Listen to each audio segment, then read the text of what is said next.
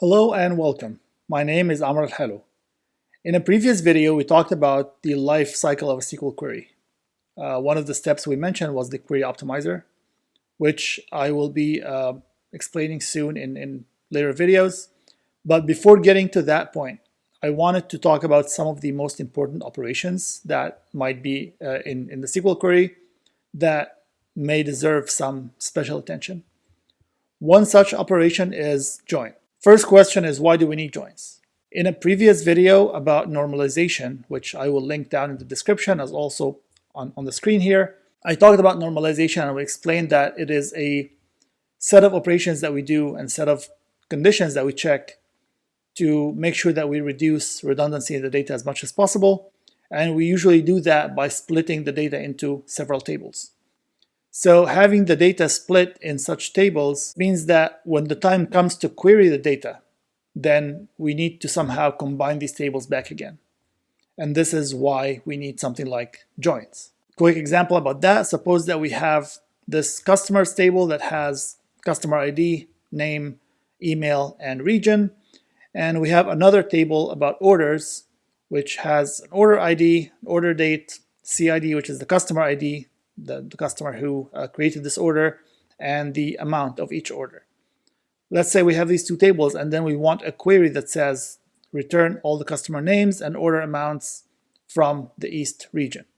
So we have some of the data in the customer table, mainly the name and the region, and we have some of the data in the orders table, which is the amounts.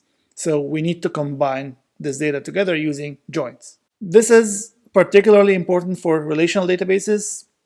In NoSQL databases, which we've also talked about, usually we don't need to do joins if the data is organized properly. We might need it in very minimal cases, but most of the time it's not, because usually we would store, like, let's say the customer with all their orders all together, so we can easily combine them without the need for a join. In many systems that I've seen or heard or talked to people about, I realized that some people who use NoSQL databases, they end up implementing joins on top of the database, like in the application layer, because they realize that they still need it. So even though their data might not use it most of the time, they still need it every now and then. So it is a very important operation nonetheless. It might not be super important for OLTP or transactional systems, because usually the queries are very simple and very targeted. It's usually point queries. You just want to get something that has this ID from a single table, or you're updating a single table, etc. Joins become increasingly important when we start talking about analytical queries, things like OLAP, for example, or data warehousing systems. The queries usually involve a lot of tables. It's not uncommon to see queries that have 50 or 60 tables in them, even sometimes more. All those tables join together. So choosing the right join algorithm and the right join order, again, these are tasks by the query optimizer. So the optimizer has to get these right, because if not, this can mean the difference between a query that runs super fast and a query that runs super slow, or might even time out, or might run out of memory because it used a join algorithm that requires a lot of memory, etc.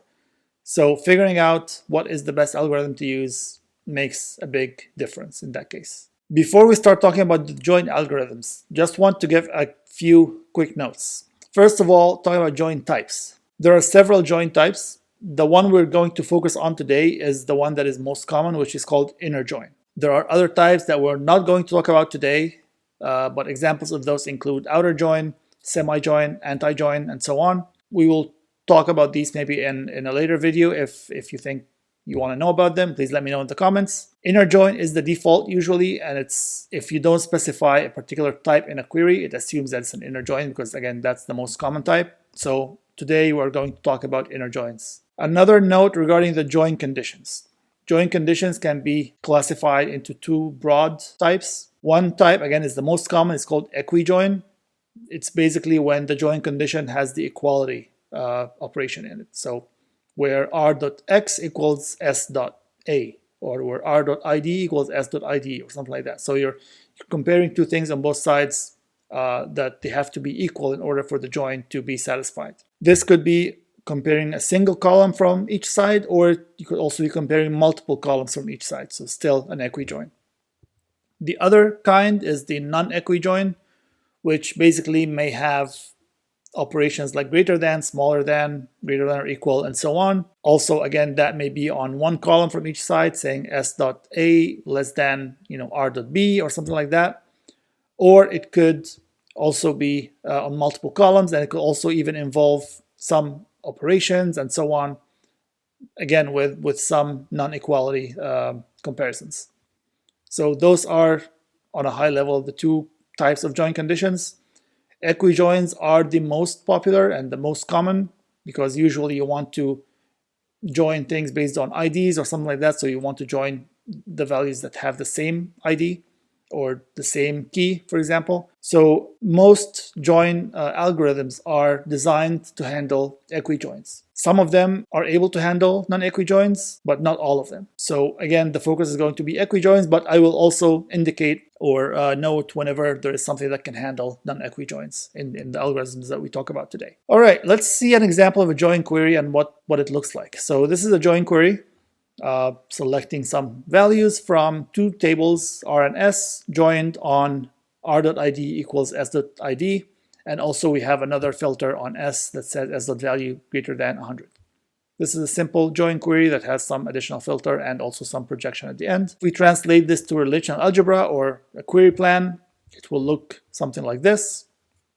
If you remember when we talked about relational algebra and representing them as a tree, the inputs are usually the leaves of the tree, and then the data flows upwards all the way to the root. The root is the output.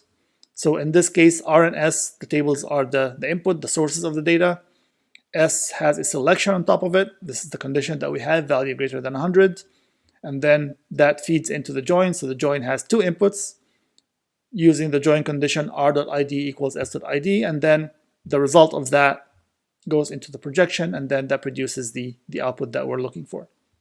So this is a sample query that has a join in it. Generally speaking, a join is a binary operation. It has two inputs, or two children, left input and a right input. Each of these inputs could be a simple table, or it could be a sub-tree, sub-plan that has multiple operations. So each of these could actually have lots of operations in them before we get to the join. We often refer to the left input as the outer input, and we refer to the right input as the inner input. This might not make sense right now. We will get to that in a bit, and we'll see why they're called this way. In the join node itself, we might use a bunch of different algorithms, which we will get into. Each of these algorithms has a different cost. And the optimizer's job is to figure out or estimate the cost of each algorithm and choose the best one accordingly. Of course, each optimizer will have its own cost model and cost functions and so on. But to kind of like get some simplified estimate of the cost, we can try to estimate that in terms of the number of I/O operations, right? Which we can also approximate by the number of rows that we're fetching from both inputs, from the left side and the right side. So throughout this video, whenever we talk about the cost, I will try to approximate the cost in terms of the input rows that were being fetched. Okay, with that, let's get into the join algorithms. Let's start talking about the first one. The first and the simplest join algorithm is called the nested loop join. Why is it called that way? We will see right now. Suppose this is the join query that we have. We're just joining tables R and S on some join condition. If we want to write the algorithm of the nested loop join in pseudocode, this is what it looks like. Basically, we are going to loop on all the rows in table R. For each of these rows, we're going to loop on all the rows of table S. And then for each combination of R and S, we're going to check the condition. If the condition is satisfied, we're going to output that as one of the results. Looking at this pseudocode, you can see two loops, right? Like an outer loop and an inner loop. This is exactly why we said that we call the two inputs the outer and the inner. It came from nested loop join being the first and the simplest join algorithm.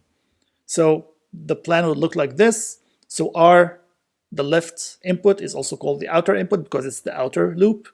And then S, or the right input, is also called the inner input because it's the inner loop. Let's see that in action and what it actually looks like when it's working. So suppose these are the two tables, R and S. We're going to have, let's say, a pointer or a cursor or whatever you want to call it that maintains which row that we are looking at. So starting from R with the first row, then S first row as well, we're going to loop over S while we are at that row in R. So first row, compare the condition is not satisfied. We're going to skip to the next row. Now the condition is satisfied. R.id equals S.id. Both are equal to 3. So this is going to be part of the output. So we're producing that as part of the output. And then we advance the S pointer again over multiple rows. Each time we check, I didn't stop here, but basically we're checking for every row. The condition is not being met, so we skip to the next row and so on, and then all the way to the end of the table. Once we finish the table, so basically we did a full scan of table S, just corresponding to the first row of table R. Now that we finished, we have to advance table R. So we go to the next row in R, and then we reset the table S pointer again to do another scan. So scan table S again, starting from the first row. First row, we have the condition here is satisfied, so this is part of the output. We advance to the next and the next. Every time the condition is not met, we just go to the next one until we reach a row that the condition is met. So again, this is going to be part of the output. We go to the next one. We reach the end of the table. So this is another scan finish. We have to advance the table R pointer, starting from the beginning, scan the whole thing. No rows here are matching the condition. So advance the R pointer and start from the beginning again. We find a row that the condition is met. We output that, advance to the next, find another row, we output that, and then we reach the end. So we scanned table R once from the beginning to the end, and we scanned table S multiple times. How many times did we scan table S? The same number of times as the number of rows in R, right? So keep that in mind as we try to estimate the cost. Assuming that NR is the number of rows in R and NS is the number of rows in S.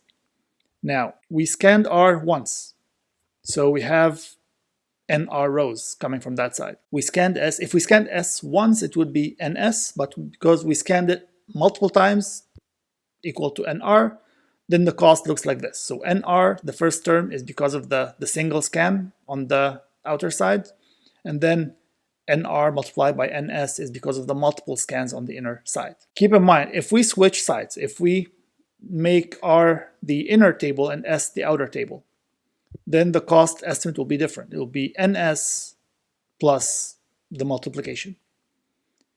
Comparing these two formulas here, the second half is the same, NS multiplied by NR. The only difference is the first half. So suppose that R had fewer rows, so NR is less than NS. This would mean that the first plan is better. It would have a lower cost. If S has fewer rows, then the second plan would have lower cost. So this will tell us that usually the smaller table should be the outer table, or the left input in that case. Keep in mind though that this is not taking into account any other optimizations that the system may have, like caching and so on. If you have those optimizations, then the cost formula would be different. So just keep in mind this is simple case. If we don't have any caching, then usually put the smaller table on the outer side. Keep in mind also that nested loop join works for all kinds of join condition, both equijoins and non-equijoins. Simply because you're just getting all the different combinations of rows and you're substituting these values into the join condition and seeing if the join condition is satisfied or not. So whether it's equals, whether it's greater than, whether there is like some arithmetic expression in there, it will still work. All right, let's see a quick demo to illustrate what we just talked about. So I have these two tables. I have table R that has columns X and Y, both are integers. I have also table S that has columns A and B, also both are integers. We can check the contents or like the number of rows in each of them. So if I do select count star from R, so R has only 5 rows and S has 90 rows. So this is a join query on R join S. We're selecting some columns, and then the join condition is R.X greater than S.A. So this is a non-equijoin query. So let's see what kind of join the system is going to do here.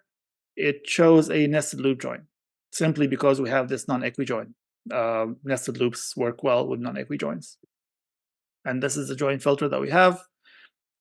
The way we read this plan is that these are the two children or the two inputs of the nested loop join. The first one is the left or the outer input. The second one is the right or the inner input. So here the outer input is a sequential scan on S. The inner or the right child is materialized. We'll talk about that in a bit. But under that is sequential scan on R. So S is the left side, R is the right side. From what we see here, R is the smaller one, right? So this is the opposite of what we said earlier. We said that usually the smaller one is on the left side, but here we have it on the right side. Why is that? Because of this materialized node. Materialized node basically means that it's going to try to bring whatever is underneath it into memory. So to make sure that it can fit into memory, it chooses the smaller one. So the first time it does a sequential scan on R, it's going to bring all the rows into memory. So then subsequent scans are not going to go to disk, they're just going to read that from memory. So this is an optimization to try to minimize the amount of time that it has to do disk I/O. So in that case, the cost is not exactly the way we have talked about because we have here some kind of caching. Just out of curiosity, if we try to switch both tables in the query, let's see if that makes a difference. So same exact query, but I am switching, instead of saying R join S, I'm saying S join R. And here, the optimizer chose the exact same plan. So it did not matter. The optimizer is smart enough to figure out which is the smaller table, which is the larger one, and it chose the exact same plan as before. Nested loop join is generally considered the worst join algorithm because it's super slow, because you have to do this multiple scanning of the inner table over and over and over and over and over. So it begs the question, is there a better way to do this without having to do this multiple scanning? Let's look again at the algorithm, right? So we have these two loops, and then we check the condition inside the inner loop. Look at the inner loop. What is the purpose of that inner loop? The purpose is basically we're trying to search for tuples in S that match the tuple in R, right? So for every tuple in R, basically we're saying search for S, search for something in S that matches. And the only way we can search S is by doing a full scan of S. Is there a way to search for something besides doing a full scan? I think there is. If you remember one of our earliest videos when we talked about alternatives to table scan, one alternative to that was indexes. If we happen to have an index on s.id, can we use that to search for something instead of doing a full table scan? The answer is yes. So let's see if we can modify this algorithm to use an index instead.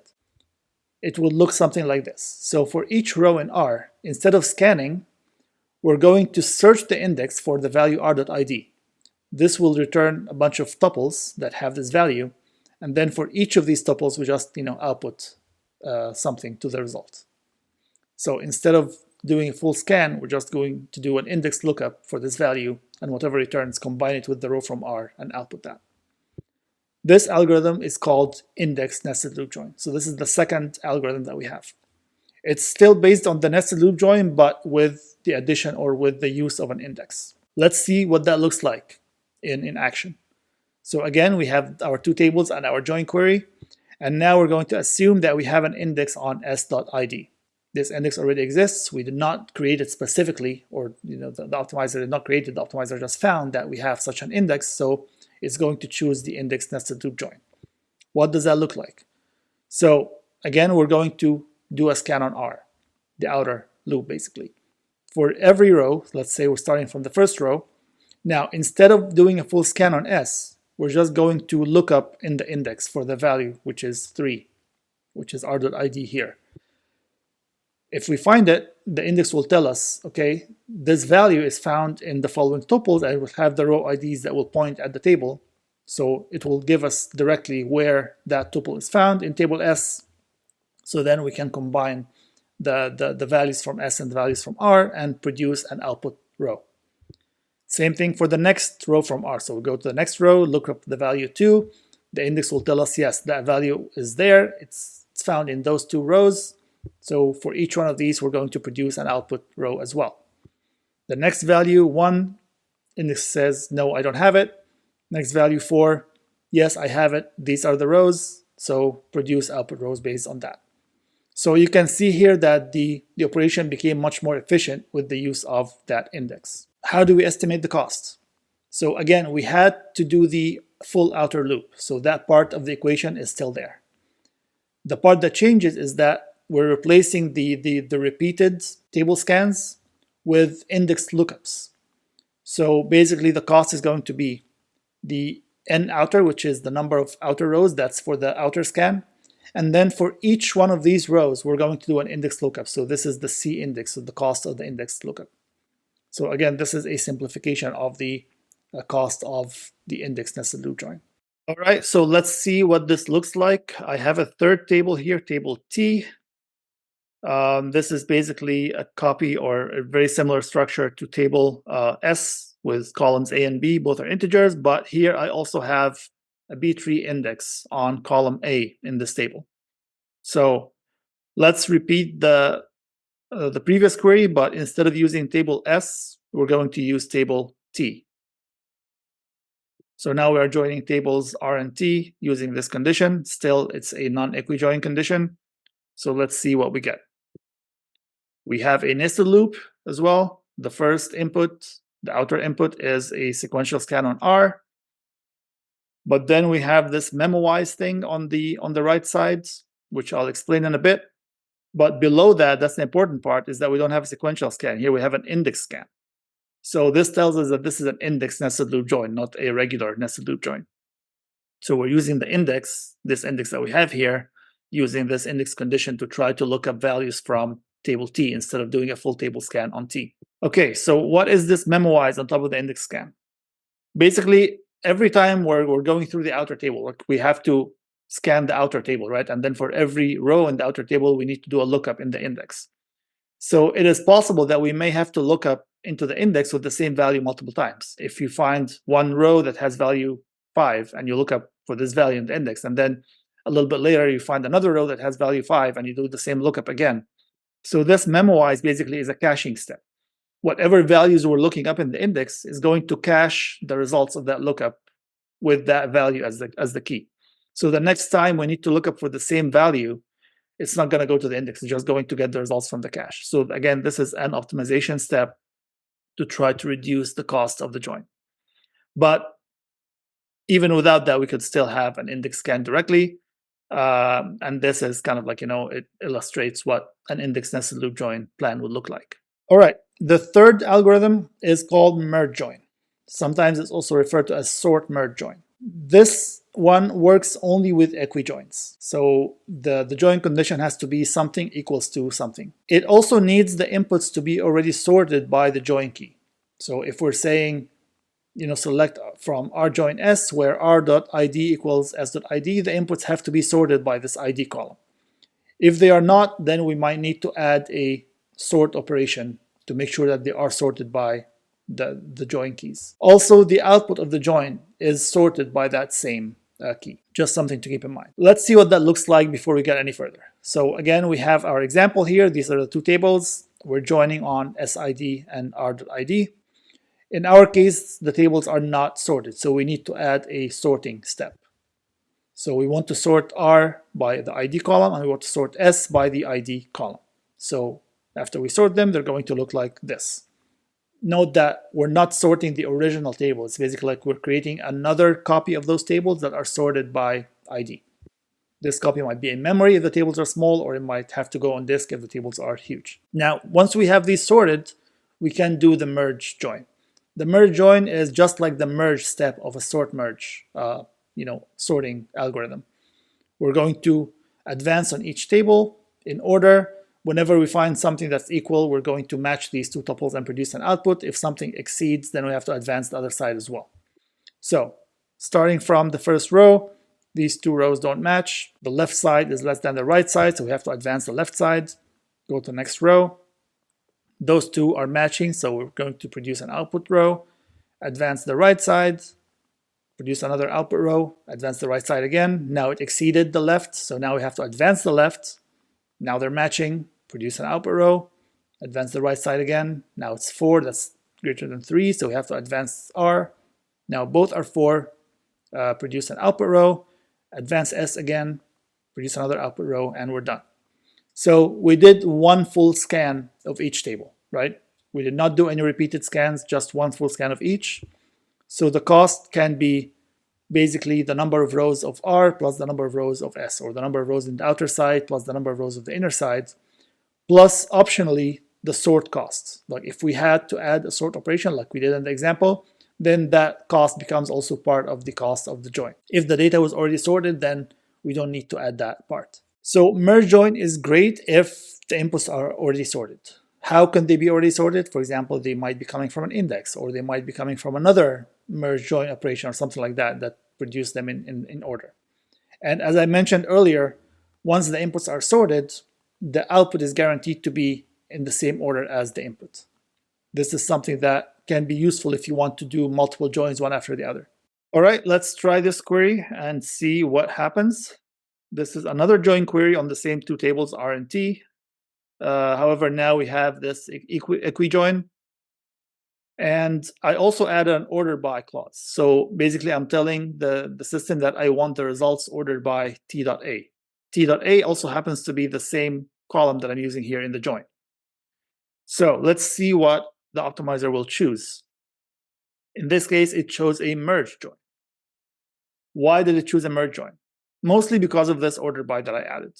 I'm telling the system that I want the results to be ordered. So it has two choices. Either it can do the sorting first and then join, and then hopefully the results will be ordered if it uses a join that preserves the order, or it can do the join on the unordered inputs and then do a sort step at the end.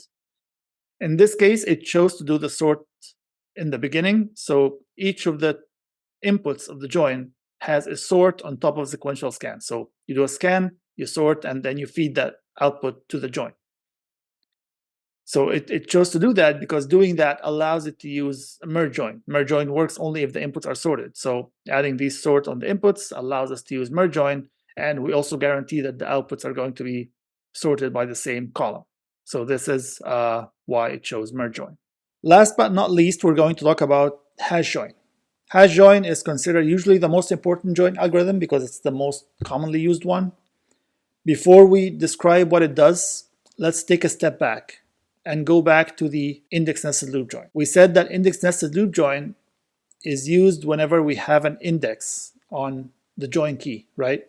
Then we can use this algorithm. So we loop on the outer side, and then for each row, we look up in the index and then produce the output rows once the index tells us which tuples match that value. Now, again, this only works if there is an index on s.id in this example, right? What if we don't have an index on s.id? Is there something that we can do to use an algorithm similar to this? Let me ask this a different way. Is it possible to create an index or a structure similar to an index on the fly and just use it for this particular query to allow us to use this algorithm or something similar?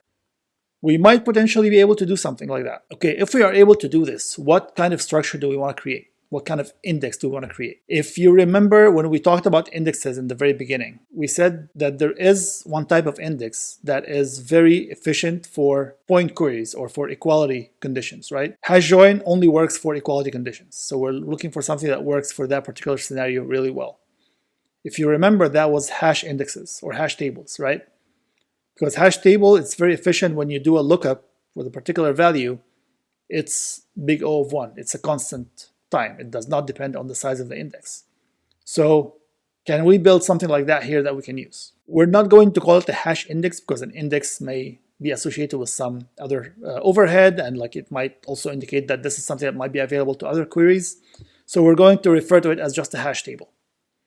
So the algorithm becomes like this. In the very beginning, we're going to build a hash table on s.id, and then we're going to use it similar to what we did with the index nested loop join. We're going to iterate over R.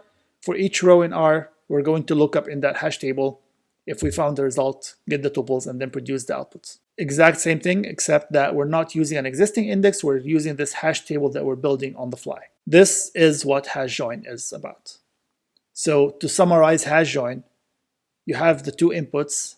You use one of them to build a hash table, and then you use the other one to look up into that hash table. Let's see that in action. Here's our example. We can use either of them to build the hash table and the other one to look up or probe the hash table, right? So let's say in this case, we're going to use S to build the hash table. So hash table, obviously it comes with a hash function. So we're going to use the IDs in S because that's what's in the join condition. So for each of these IDs, we're going to apply the hash function, and then the result will tell us where to put that in the hash table. We're going to put the ID as well as the row ID to kind of point back to the original tuple. So now the hash table is built and populated with values. Now we go to R. Before that, like to build the hash table, we had to do a full scan, of course, on S. Now we go to R. So for each row in R, let's start with the first row, we're going to again search the hash table. To search the hash table, we have to apply the hash function on the ID, because again, that's what's used in the join condition. That will tell us where to look in the hash table. Once we find it, it will show us back the tuple that we have. Then we can combine the tuple from S and R and produce the output. And then we have to do the same thing for each row in R, which will produce the full output list. So we did one full scan on S to build the hash table, and then we did one full scan on R to probe or look up that hash table. So the cost would be the number of rows of S added to the number of rows of R, and then for each one of these we had to apply the hash function either to build or to probe the hash table. So C hash is the cost of applying the hash function. Again, this is a simple estimate for the hash join. One thing to note is the size of the hash table. The size of the hash table depends on the size of the data that we're used to build the hash table from, right?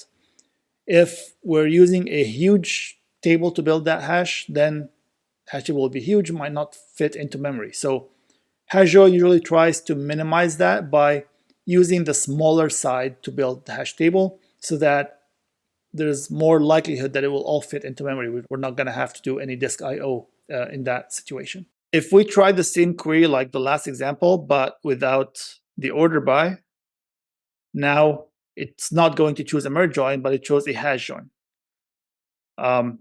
Simply, you have, again, the two inputs. The first input is sequential scan. The second input has this hash operation on top of a sequential scan as well. This hash operation is basically the building of the hash table. So it's using the table R to build the hash table, and then table T to look up into the hash table. As we mentioned, table R is a smaller one. So it's always using the smaller table to build the hash join, because that means that the hash table is small and can fit in memory. And then the larger table it can use to look up into that hash table. So this is what a hash join plan looks like. All right, so to summarize what we talked about today, we talked about join operations and why they are important. They're important to combine data from multiple tables. Usually data is split into multiple tables because of normalization, or also because of just designing the data and database and realizing where each entity should be. This is extremely important, specifically in the case of analytical queries like OLAP systems or data warehouses. Queries usually involve a whole bunch of tables and join operations and so on. We talked about several join algorithms today: nested loop join, index nested loop join, merge join, and hash join. We talked about the cost of each and where are the best cases where each can be used and what are the issues with each of them. So nested loop join is best to use when we have very small number of rows, or if we have non-equi-join conditions, for example. It is also considered the worst join algorithm because it's super slow, so we only use this if we cannot use anything else. The index nested loop join is a variety of that, but we can use that when we have indexes that are available on the join condition. So then it saves the inner lookup, the inner table scan. Merge join can be used when the data is already ordered, or if we want the output to be ordered by the join key. Of course, there's the overhead of sorting. So if the data is already ordered, then that overhead is eliminated. Hash join, we need to build the hash table and then look up the hash table. This is the most common join algorithm that is used in most cases. It only works though for equi-join. So if we have a non-equi-join, we cannot use hash join. We'll have to go back to use nested loop join. So these are some of the pros and cons for each of the join algorithms that we talked about today. If there are any questions, or if anything is missing or anything needs more clarification, please put it in the comments. Otherwise, please hit the like button, subscribe to the channel to get the updates as soon as I post them. And with that, we reached the end of our video. So thank you so much for watching, and see you in the next video.